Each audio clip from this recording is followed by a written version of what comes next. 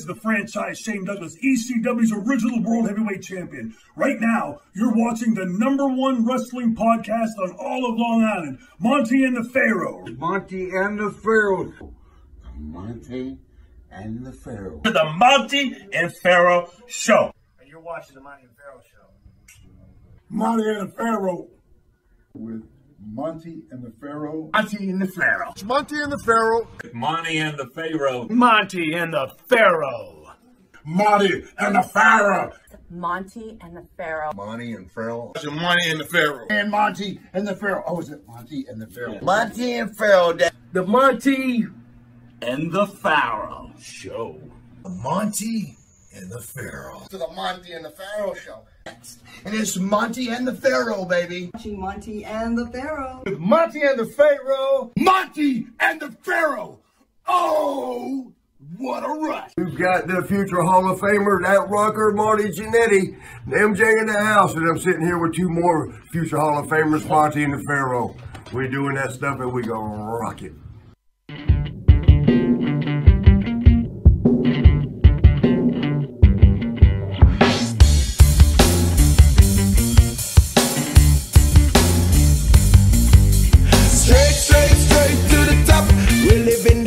Not just dreaming it, we're doing it for real. Straight to the top. Working hard every day just to live a better way.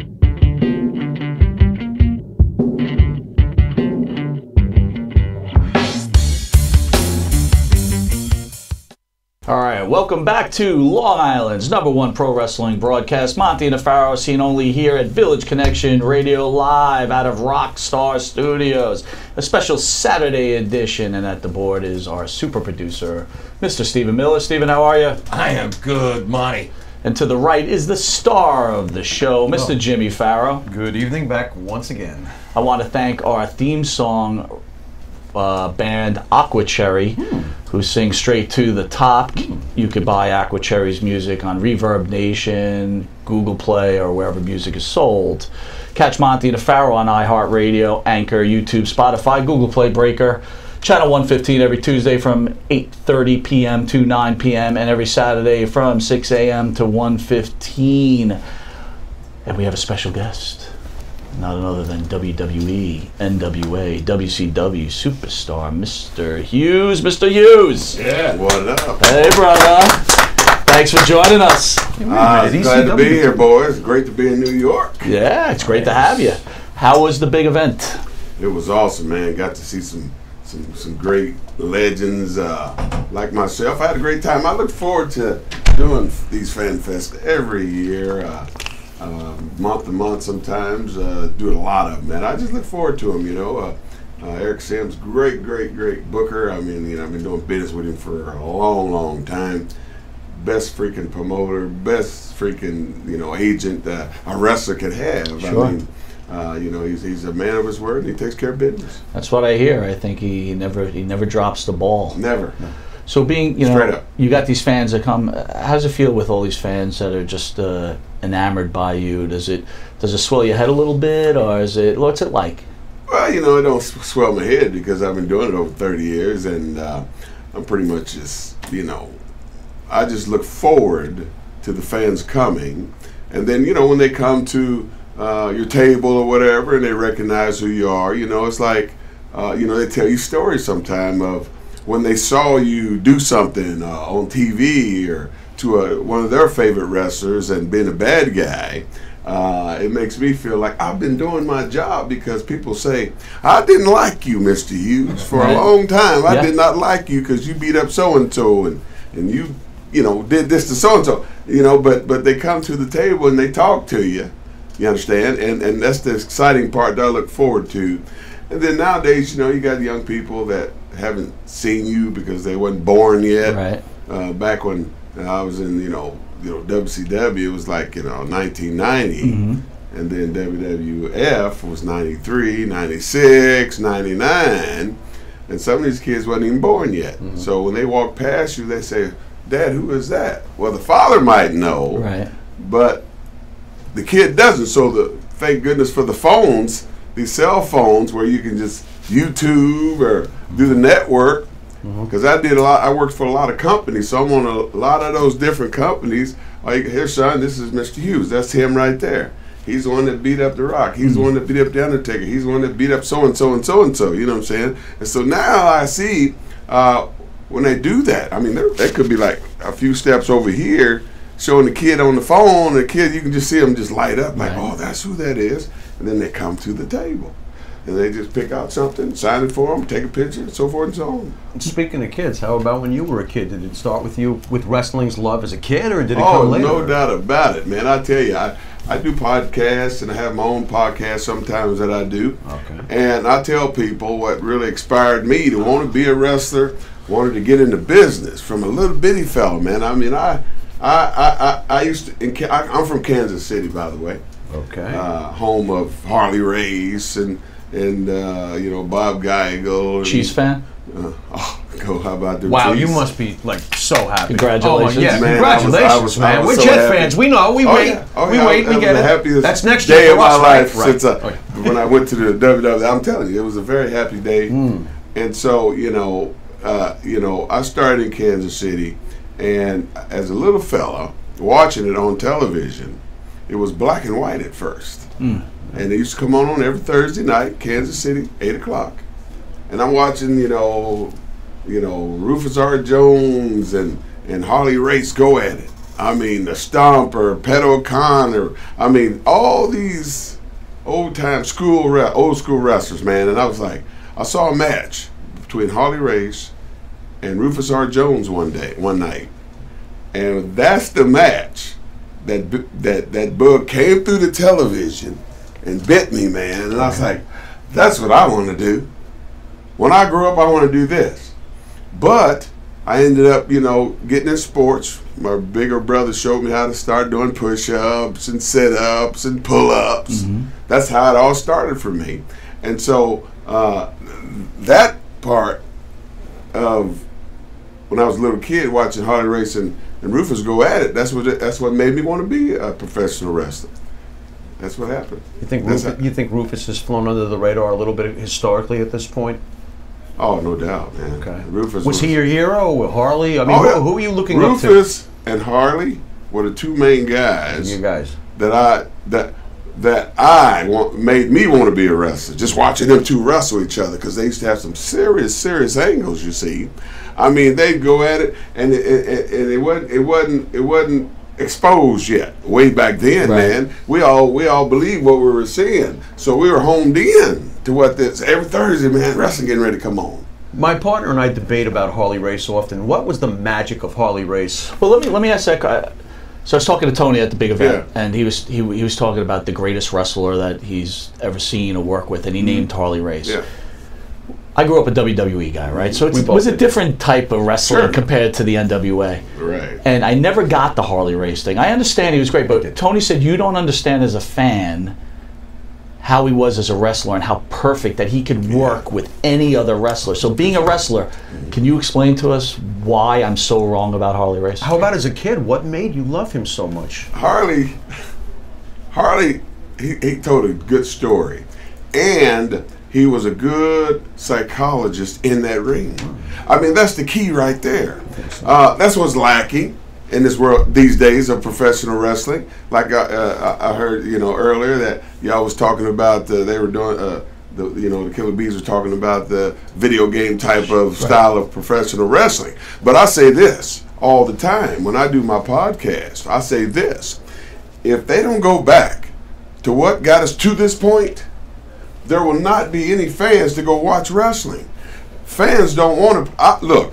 I don't want to go pay to get in a show $40-50, and all I'm gonna see is this bunch of flip flopping going around. I mean, as you know, as you can see or hear, all the legends and old timers say the same thing about today's wrestling. It has no psychology. I don't like watching it no more. Look, I got 5 of my students in the WWE right now. Only time I watch it is when they're on television. After they're done, I turn it off. Heath Slater, Apollo Crews, Antoine Brewer, Sam Shaw, and there's one more they just signed. Sam Shaw. Yeah, nice. I trained him. Okay. And all these cats are down there. What are they doing with him? I don't know, but he's at NXT right now. Okay. Okay. After 12 years of hitting the pavements and highways and byways of the indie scene, they finally bid on him a little bit and said, "All right, we want to do some business with you." Oops. We're experiencing Tony difficulties. Please stand by. Go ahead. And they finally brung him in. Then there's one, Jonathan Gresham. He's in Ring of Honor. And then in TNA, you got Kiera Hogan and Moose. Okay. So I trained a lot of talented young people, and I trained them the same way that I was brought up and trained, which was the old school style of professional wrestling. That's why these people got a job, because they looked at them and said, "Oh, they understand psychology." That got them in the door. Now, like I tell my students, man, do what I show you, and then once it gets you in the door, do what they tell you, because they're gonna pay you. Right. So if they say we need you to do it this way, you should do it that way. But my job as a teacher of teaching these young kids about the game is, this is how it's done. You have to learn psychology. You have to learn what a character is. You have to learn how to talk. Yeah, the whole 9 yards. I was teaching the whole aspect of the game. Do you see any wrestlers today that you go, okay, he's good, but the product sucks, but he's good? Nope. You don't see anybody. No, I don't. Wow. I was just surfing dynamic. the other day. Okay. Happened to come by, I don't remember this guy's name. But I was like, who's in the truck? Who's in the production truck? They got the monitors in the truck. Right. So this guy's looking at all these different monitors. When you see something, you got a delay. So when you see something that don't look right, all right, camera number 2, get ready, go. You're supposed to get ready because this guy came this far from hitting this cat. Right. You got to switch cameras. Yeah. Man, I was watching. I ain't gonna say what I was watching, but it was like that. I mean, the guy was kicking the guy, and he comes this far. The guy's taking a freaking bump. Well, where's the guy in the truck? But we were just saying that, like when AEW started, the production value was just the way they were cutting. They would go to picture-in-picture during a guy's shoot interview or whatever he was doing. Go to a commercial during a promo. Honestly, Stick who's him in more the corner. important maybe? Yeah. Maybe the production guy is more important than the actual wrestler, because they're hacking the shit out of this stuff. Yeah, and it's killing, and it's hurting the business too. Just like, they're doing all this funny stuff that you need to be doing in the bar. You can't do that stuff in professional wrestling. Yeah. It's going to kill the business, man. You're not going to take your child to see that garbage. So you understand what I'm saying? Why do they keep going this way? Don't they understand what's happening right now? Is it habitual well, because the fans' long-term investment, he just keeps going? Well, here's what I think. This is what I think, okay? They just ease in just a tidbit, see how people respond, see? And if people don't say anything about it, they're going to just keep easing more and more in there, you see? And so I was like, man, they probably lost about 20,000 people like that just from around the world. You understand? Sure. Around the country, just because people say, I'm not going to take my kid to see that. I got daughters and young kids, and I'm not going to take my kid to see that stuff. So it's pretty much rated R. You understand? And somebody asked me, what do you think of that transgender guy, whoever, whatever, that they gave, put over and all this. I was Nyla Rose, right? Look, I don't have nothing against people. All right? Just like I say, you had Adrian Streak, Adrian Adonis, they had their gimmicks, right? Yeah. They come out spraying the perfume. Right, yeah. But that's pretty much how far it went. You understand? Sure. So now they're starting to throw in some other stuff, a little extra, a little more rated X, and see what people think. Well, I think they're throwing political correctness into wrestling, right? Yeah. I think so. And I believe that's point. not the place for it, man. It's just going to hurt the business. I tell these kids, man, if they don't change some of this stuff here, it ain't going to be nobody for come watch y'all wrestle. You're right. I tune in to escape, not to be, Yeah, I just, I mean, we're older now, so it's a little bit different. But I try to say, okay, if I was an 18-year-old kid and I'm trying to watch this stuff, I'm thinking to myself, look, again, I grew up watching Tony Atlas, Hulk Hogan. So did I. Right? Yeah. And I mean, these guys. Man, Tony, you're old. They're not making stars. No. And I got to tell you, it's also an insult too. Look, I'm going to say it. I know you don't watch a lot of it, but they got this guy Orange Cassidy who has his hands in his pockets, and he sits there and he gets thrown around, and he's a gymnast, and he can land on his feet, and I'm like, what is this garbage? Exactly. When I first seen that, because somebody was talking about it, I was like, what are you talking about? Some guy wrestling with his hands in his pocket. How you gonna work with your hands in your pocket? How are the people gonna believe that you can beat this individual over here with your hands? Oh, in they're your all pocket? over it. You understand? I'm going like, that's the kind of stuff that hurts the business. It's going to kill the business. The wrestling is contact sport. Here you are trying to wrestle this guy. He does a little flip flop and then jump up, put his hands back in his pocket. I'll be like, that is not believable. Where's the psychology in that? And with that, we'll be right back with WWE, WCW superstar Mr. Hughes.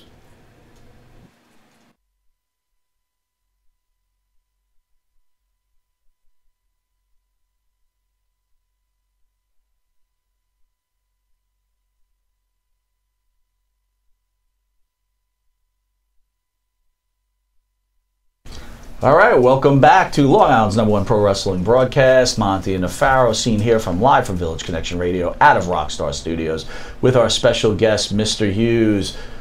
Back at it, Mr. Hughes, talking wrestling. So, when do you get your first big break? Well, I'll tell you something. Well, I like talking about it because it brings joy to my soul, you understand? Sweet. I was over in Puerto Rico.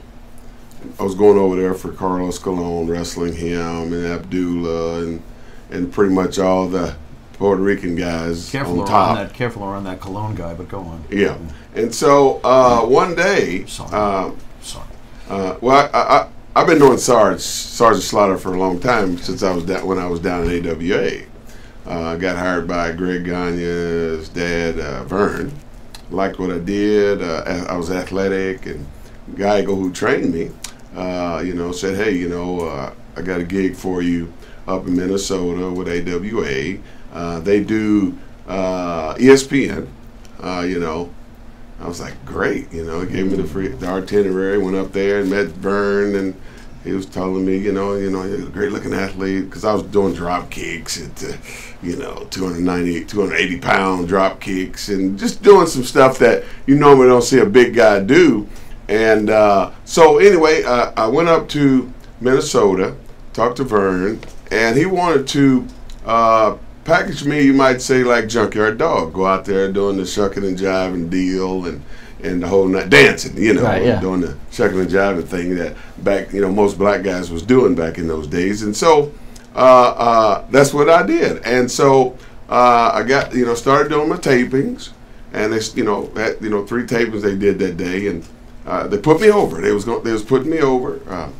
And anyway, long story short, I guess people in Atlanta at WCW or Championship Wrestling saw me, and I had the same finish as Luger at the time, and so I guess they had an idea. Ding, ding, ding. We get this guy Curtis Hughes, Big Cat, down there in Kansas City to come up, and we work an angle with him and Luger, go around the country doing doing torture rack matches, you see. And so one day I was in Puerto Rico, because I'm going back. Now I'm going back to when. So anyway, they saw me. They called me. I went over to my buddies, and then we came back over to my house, and we left again. After I came back, there was a note on the door. It said, had Jody Hamilton a call in Atlanta, Georgia. I said, who in the world's Jody? And it had WCW on the note, because one of my friends came over because they called him. Must have been pretty exciting. And I said, what is this? So I couldn't sleep all night, man. So the very next day, I got up. I said, all right, it should be open now, the office. So I called the office and I said, yeah, this is Curtis Hughes. I got this note on my door saying to call you guys. Jody Hamilton. He goes, hang on. She says, hang on for a second. Jody got on the phone. He goes, hang on, Curtis. I'll be right back. So I was on hold. Oh man, this is prolonging the freaking thing. And so he comes back on, and Ole's on. They were on a conference call with me on the phone, and they were asking me, "Hey, Curtis, this is Ole. This is Jody. We want to know how much you want to charge. How much you charge for? Come on up and Atlanta and work an angle with Luger. Well, heck, I ain't never did no big angle like that, so I didn't know what the price to say or anything. So I was kind of, well, waiting for them to give me a number. You see, if it sounds good, if it sounds good, hey, I'm with it. Yeah. So they told me a number, and I said, okay, I'll do it. Okay. And, and they arranged everything. Plane ticket came up to Georgia. You took the first number they threw at you? Yeah, because when I was at AWA, I wasn't making a whole bunch of money. Right. When I was at AWA, man, I wasn't making a whole bunch of money because I was just doing the TV tapings. Right. You know what I'm saying? Got it. I wasn't on the road with them. They were just doing shows and just getting my name built up, right? I think I was making like $150 or something like that. It wasn't no big money. But when they told me the money they was going to give me, I was like, sure. And so that's what started it all right there. When I got the call from Jody Hamilton and talked to Ole. You mentioned Luger. What was Luger like as a person? You hear the rumors that he really didn't want to be a pro wrestler. He was really arrogant. So here you are, a young guy coming in, and now you're with Luger. How did he treat you? What was it like? Well, that's good. I can tell you because when I got here, I already knew what my job was. And of course, I was trained by Geigo and Sonny, and they trained me like, take care of yourself, blase, blase. So I kind of knew, when things came up, I knew how to handle them. I would, just because that's what I got taught. Anyway, so when I came to Georgia, and me and Luger, before we started our angle, they had me on TV, feeding me jobbers, feeding me enhancement guys, you see, to get me over, right? And so when the time was right, then I started cutting promos with Luke. He's cut a promo, I cut a promo. He cut a promo, I cut a promo. So anyway, the angle started. So we started traveling the country, doing these torture rack matches. On the very second night of the gigs that we were doing, I went out there, we started the match, right? For some strange reason, Luger was not selling anything. And I'm going like, I was the heel, you see? Yeah, sure. So I powdered out, and I'm going like, hey, ref, walking around, taking my time, people are going crazy. Mm-hmm. And so I come up on the apron, and I said, ref, get him back. I come over and say, hey, ref, ask Luger, what's up, man? And so he rolls over there, and I'm turning around working the people. Shut your stinking mouth, Anyway, I get back in, go to lock up. I go give him the big boot. He ain't selling anything. All right, I grab him, give him a headbutt. He's not selling anything. Okay, I'm going, uh-oh. Now what's going on? Right? Anyway, we go through the freaking match. The finish happens. I leave first. 1, 2, 3, boom, I roll out. He's the baby, he stays in the ring. So I'm still 38 hot, brother. I'm walking back to the dressing room. I get Pat out of the arena into the breezeway as I'm walking around, and I'm just pacing back and forth, see? Waiting on him to get back out of the ring. Well, here he comes. I mean, he got the gorilla position there. There's guys around because they peeking watching the match. Mm-hmm. And so I come back through, and I forgot who was the agent. I think it was Magnum. Good job, Cat. I was like, no, it wasn't. And just kept pacing, waiting for Luger. Finally, he comes through the curtain, and I said, yo, man, what's going on here? I said, they brung me in to work with you. We ain't going to make no money if you don't sell my stuff. I mean, we was going at it back and forth. He goes, yeah, I was selling your stuff, brother. I said, dude, you was not selling my stuff. I say, look, if you don't want to sell my stuff, I'm going to go to Ole and tell him you're not selling my stuff. So why are we doing this angle here? They brung me in. I'm trying to make a living just like you. I got a career just like, I'm letting them have it, man. And I'm telling you this, the very next gig we did, no more problems. Did he explain himself when you were venting on him? No, I was a young guy, man, so I guess he was trying me, see? That's how they used to do. So he just let you vent and was like, okay. Well, he thought I was just a punk, like I was just this big punk, and I'm going to let him do whatever. Okay. No, you're not going to do that, man. I can take care of myself, dude. I'm from the hood, my friend. Mm-hmm. And so, I didn't go down that road, but I was letting them know I'm grown, I'm old enough to take care of myself out there in that ring. But they brung me in here because you and I got the same finish, which was the torture rack. I understood about drawing money because Geigo showed me that, the Gagne showed me that. I mean, you know, it's just I knew. Okay, here was my opportunity. I'm in this big company. Let's work together. We're in this 20,000 seater place, just sold packed with people. Okay, I'm getting some good heat. They're booing me like crazy, and this guy don't want to work. I'm going like, man, why they stick with this dude? He don't even want to work, man. You know what I'm saying? But when I went back there and had that meeting with him, without throwing any blows, I was just, hey, man, you talking to a grown up here, you know? And after that, we had no more problems anymore. When you look back on that time, I find it really interesting because you were fairly new, like you said.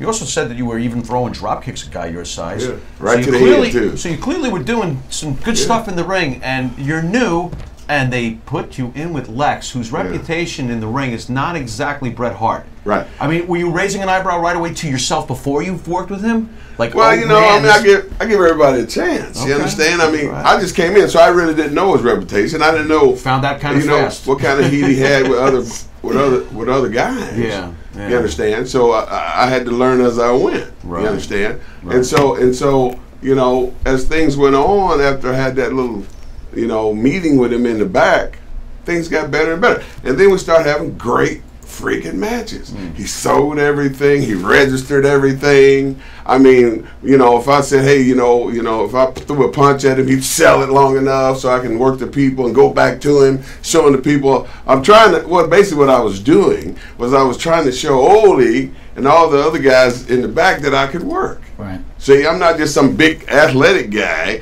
coming in because I got the same finish that Luger has. I wanted to show them that I understood psychology, understood how to work. And that's what I was showing them. Get the babyface over with wrestling first when the time is right and you feel the people love him. Now it's time to cheat. You follow me? Yeah. And that's what is lacking in wrestling today, man. And that's why a lot of people don't watch it no more because it's really not entertaining. It's just a bunch of young cats in there flip-flopping, hitting the ropes, flopping and flipping around like we was talking about earlier, like a video game. I don't want to see no wrestling like that. If that's what you call wrestling, y'all better change the label on that one. But do you think that the organizations, you know, WWE, will call AEW one of the players now too, that they don't build stars? I think they just bring guys in for a period, have them do some things, change their name so they can own the rights, build them up, make some merchandise, you know, push. When the time is right, when they're done, adios, amigos. Wow. But they keep the money because they own the freaking rights. Sure. You see? You've mentioned Ole several times, and I've never seen somebody with a 0 batting average, so I need to know, Ole Anderson, yay or nay? I'd say yay because it wasn't for him. He just got his first base hit. Ole Anderson just got his first base hit. Congratulations. Well, he's going for 2. Tony Atlas likes him too. Tony Atlas, look at this. Interesting. Sonny Beach, you want to give him a single too? He never gave me an opportunity, so I don't know Ole good enough to say anything. All right, so he just got picked off at second. And I'm going to tell you why. I'm going to tell you why. The reason why I say thumbs up to Ole, because Ole gave me a shot. He gave me opportunity, man. You understand? And people say things about Ole. I've heard that, you know, Ole's prejudiced. He might be. I don't know. But he never showed me that. All he showed me was, kid, I'm going to push you until his time ran out on the book and Dusty got it. Okay? And so when Dusty got the book, and then he kept the train moving with me. I came in there as Big Cat. Dusty had a better character for me that he thought would help my career better. You understand? He used to call me LT. He goes, you look like Lawrence Taylor. I'm going like, okay. So every time he would see me, he would call me LT. Hey, what's up, LT? But anyway, Dusty, after Ole got, you know, his time ran out as the booker. Right. He was a good booker. He tried, okay. Had some good talent working up under him that he tried to make, you know. But then when Dusty came in, Dusty had some freaking knowledge on different characters to build. He took some jobbers and made them stars, like Johnny B. Bad and stuff like that. He came to me one day and said, hey, LT, I think I have a better gimmick for you that's going to help your career. I was all ears. He goes, you know Big Bubba Rogers, right? I go, yeah. Okay, yeah, there you go. You know Big Bubba Rogers? Yeah, Like, sure. yeah. He goes, you think you can do that gimmick? I was like, yeah. You better believe it. I said, the bodyguard gimmick, right? Right. He goes, yeah, it's just a body. You got to work, I said, I got to work in clothes. He goes, yep, suit and all that. And so what I did, I went and looked at Big Bubba Rogers' matches. So I get a tape, put it in and say, all right, let me see what Bubba Rogers is different. I can't be the same here. I don't want people to get us confused, think we're the same person, even though we got different skin color, you see. Mm-hmm.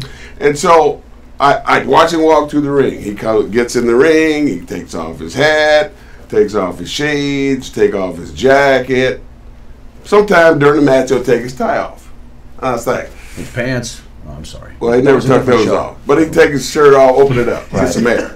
I was like, I cannot do that. I cannot be the same person. I was like, what I have to do with this character that Dusty gave me is make it mine, Somebody give you a character, they say, oh, you got to make it yours now. You can't be the same guy if you want to get the gig. So what I had to do was I got to figure out how to leave these shades on. Now, if I can figure out a way to leave the shades on while I'm in that ring, I think people will notice. So when I went through the ring, I tried the sports strap. I take a big backdrop, they fly off. Harley's there, so he'll give them back to me. I put them on and continue the match. So anyway, I used to wear electrical tape on my wrists, you see. And electrical tape, it stretches. And I was sitting in the dressing room one day, and I was like, man, it stretches. I was like, it's like ding, ding, ding. I was like, let me try something. So I ripped me out a piece about this big, put it around here, took the glasses off, ripped another piece off, put it on the inside so it wouldn't pull my hair. Right. Then I wrapped the ends, right? Yeah. Put them on. They tight as a freaking peckerhead headband, you hear me? Yeah. And that was the key to keeping these glasses on. But here's the thing. I was a big guy, and I'd be sweating like a freaking hog out there, brother, and I could not see anything. With this steam bath going on. Man, I'm sitting there, I have to, sometimes I go like this, just try to look up under them so I can see when I'm hitting the ropes. Right. Oh, my God. So I was like, oh, this ain't going to work. How safe? But I had a Cadillac at the time. I bought it from Pee Wee Anderson, Lower Rest, so he was referee up there in WCW. He had this Cadillac that he was selling. Now, I'm coming in. I didn't have a car. They was flying me back and forth, you see. Kansas City, Atlanta, back and forth. TV tapes, things like that. And so Pee Wee said, yeah, I'm selling this Cadillac. It's a good car, great running car. I'm selling to, he's $1,500. That's how I buy it. Bought the car, and let me tell you something, man. This car got me all over the freaking place, right? And so now, in the trunk of this car, I bought this defogger stuff. You put on the windshield. Yeah.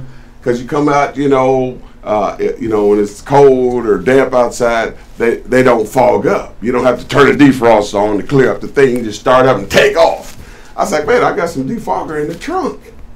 So one day, I went out to the car. I had a show, and I come in the house, and I went to the gym, and I put them on and worked out, just hitting the weights to get the sweat going. And so I had put some of that on there before that, and I noticed, and they had a sauna and a steam room at the gym. So I was like, all right, here's the big test. So I went in the sauna, I went in the steam room, and I could still see clear as day. And I was like, this is it. And that was the key to me seeing from that point on. Boy, you worked hard to make sure these glasses worked. Well, see, I wanted to be different. I didn't want people to get me mixed up with Big Bubba Rogers, man. Because so ever since I started wearing the shades, nobody has tried. They tried it, but they didn't know how to do it. And so once and I do it to this day. That's why I wear shades all the time in my pictures and all my matches. You see shades. We can relate. One match I had. Well, hold on, but hold you right there. We're going to take a quick commercial break. We're going to come right back to pro wrestling superstar, Mr. Hughes. Woo!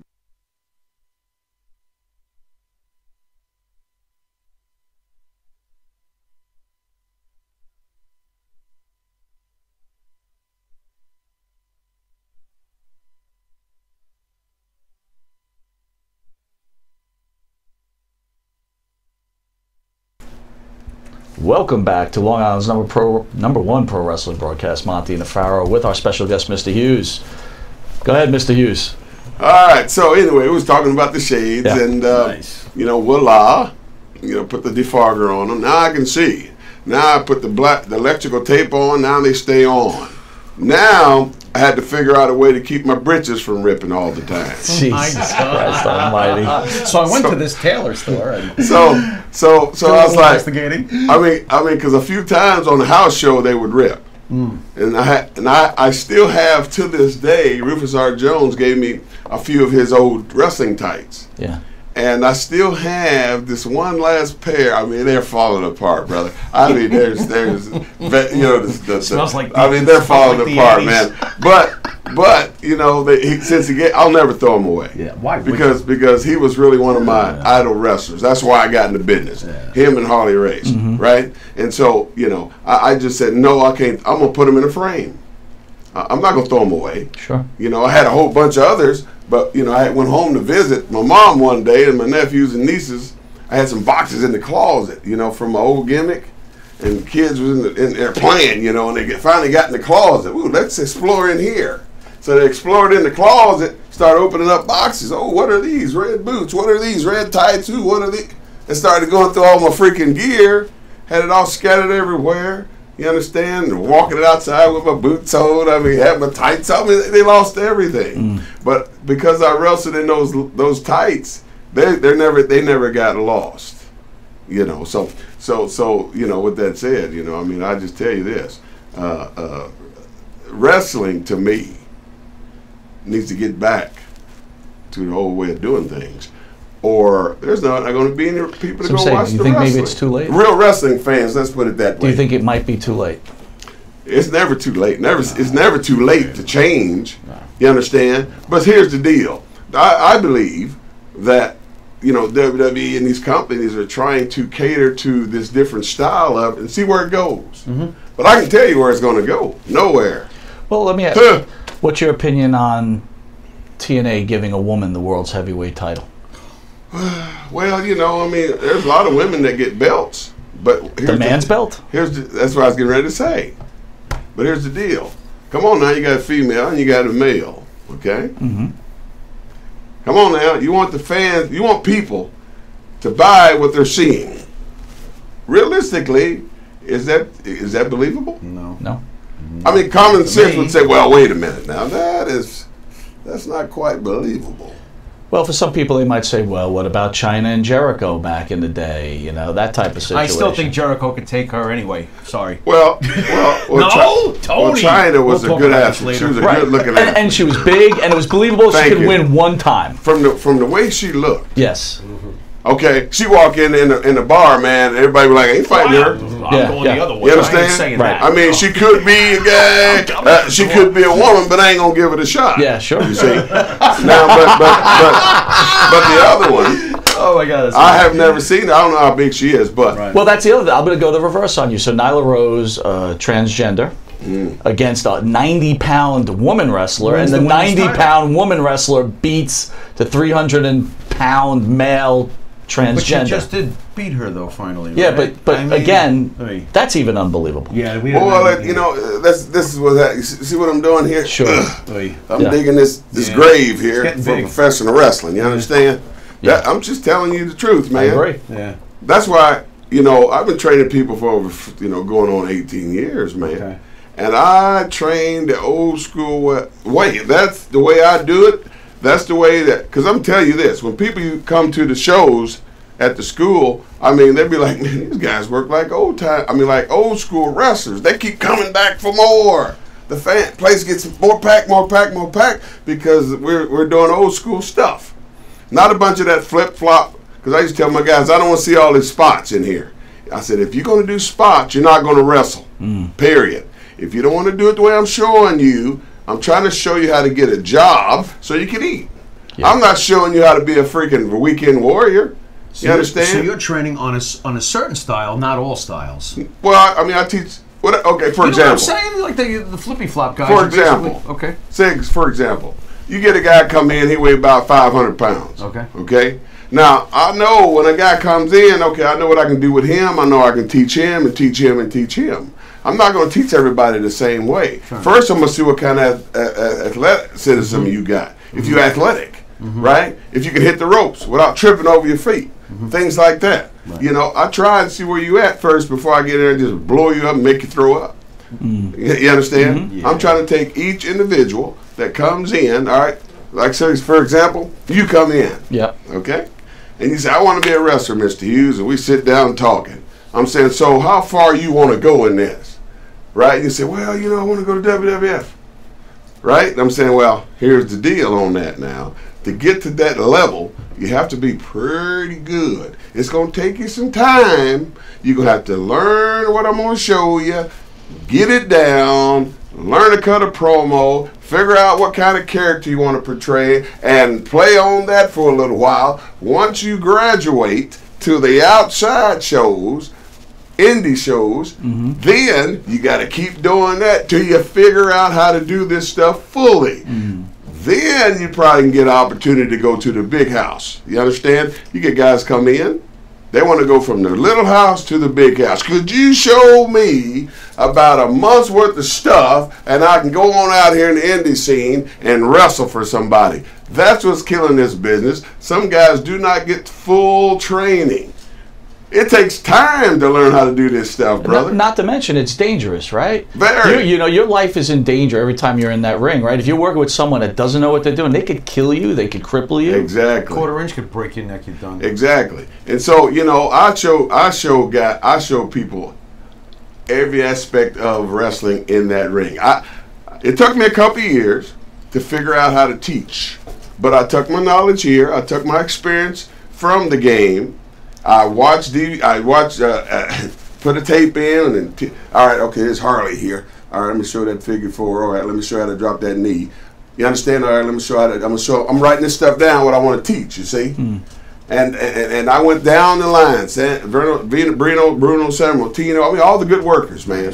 And I'd write stuff down, and I'd print out this sheet that had about it's about 20 sheets of different things that I wanted to teach, and they were all old school stuff, and I taught them just like they were doing it. Like when I was watching, I'm gonna teach it just like that. And so when these kids do it, we're like, how they learn that? That looks just like the way Harley did it. Sure. You know what I'm saying? You're pulling those from the peers. If you come in to pay your money for somebody to teach you how to do this stuff the right way, that's what you're supposed to do. You got a lot of people out here, you know, they might have a name. They got it up on the marquee. So-and-so wrestling school. But that person's never there. It's always the flunky there trying to teach you how to be a wrestler. And they're going to charge you about $4 or $5 grand. See?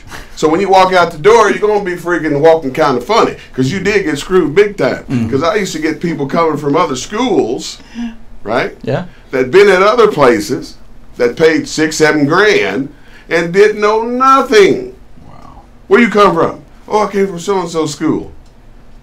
Excuse me?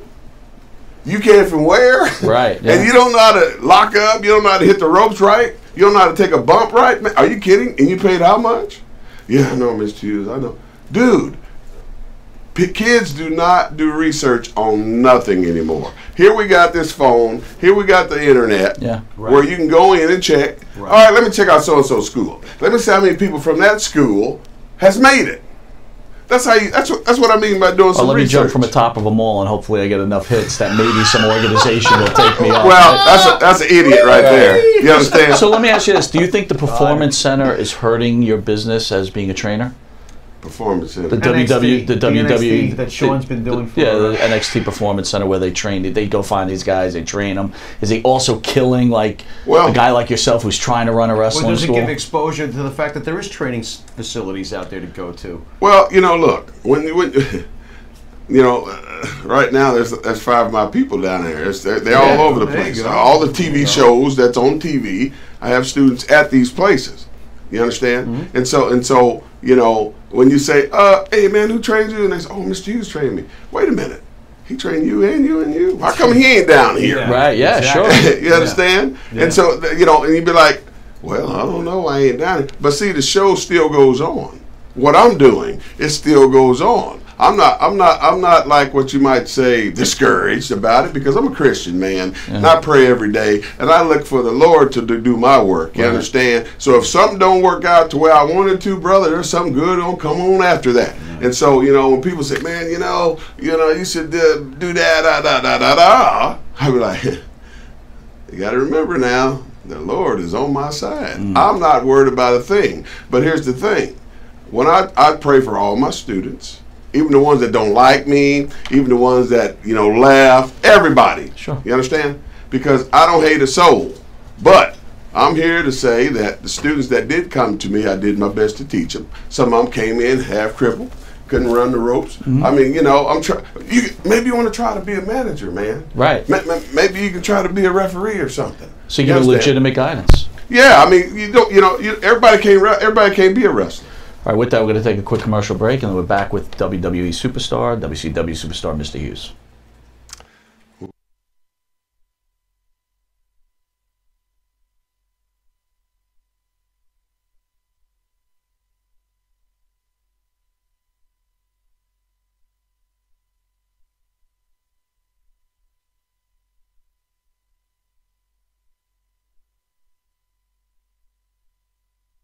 All right, you're back with Long Island's #1 pro wrestling broadcast, Monte and Pharaoh.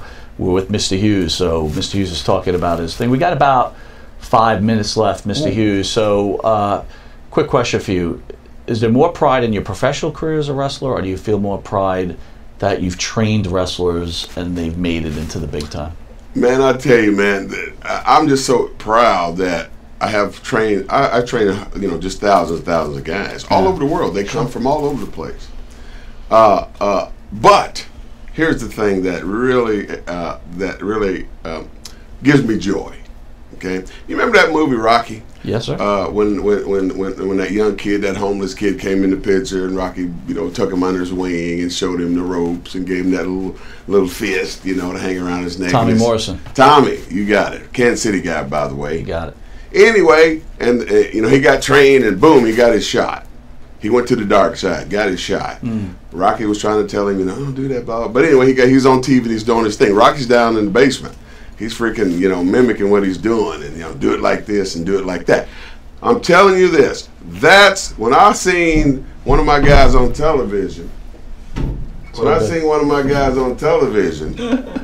Wrestling, that's the feeling I got. Yeah. Okay. Right. That brought me so much joy. But here's the deal. When I saw two of them wrestling each other on Raw, right. Heath Slater and Apollo Crews were wrestling each other one night on Raw. Had a bunch of my students over watching the show. And I was like, man, I'm sitting in my recliner, I'm going, boy, it'd be nice to see two of my guys work each other on this show one of these days. Hello. And I'm not kidding you, man. They went to a commercial, came back. This wasn't going on at the time. So they went to a commercial, came back. They're in the dressing room. Heath Slater is in there, and Apollo Crews is in there, and Heath's their two tag partners are in there. They're trying to talk Apollo into joining their side, but they say, okay, you know, if I wrestle you, you know, if you win, so forth and so on, then I'll do it, whatever. And so I was like, well, say that again. Whoa! I'm looking at all my students and going, wait a minute, this ain't about to happen, is it? Sure enough, they went to another commercial, had a few matches, and then about 2 or 3 matches later, here they play Heath Slater's music. He goes to the ring. Right. Then I hear Apollo's music. Whoa! I'm going crazy. I'm sitting there, tears are falling down my face. You know why? Wow. Because these guys, I remember when these guys came in, you know, didn't have no money. I mean, they were just, you know, off the street, coming in from, you know, he came from Virginia, you know, I mean, he didn't have no money. Apollo, he's from Atlanta. I mean, you know, these guys didn't have a whole bunch of money. I saw when, you know, Heath was, you know, starving and the whole 9 yards, man. But then, just to see these cats walk down that ramp on the Raw show gave me the most joy. And I'm going to tell you something. I praised the Lord for a week. You're changing people's lives, man. And that's what I'm trying to do. Tell the fans where you're going to be tomorrow. Tomorrow we're going to be in Albany, New York at the, I can't quite remember because I don't have that piece of paper in front of me. That's all good. But, you know, you're in Albany, New York, though. Tony, you're in Albany, New York, right? So.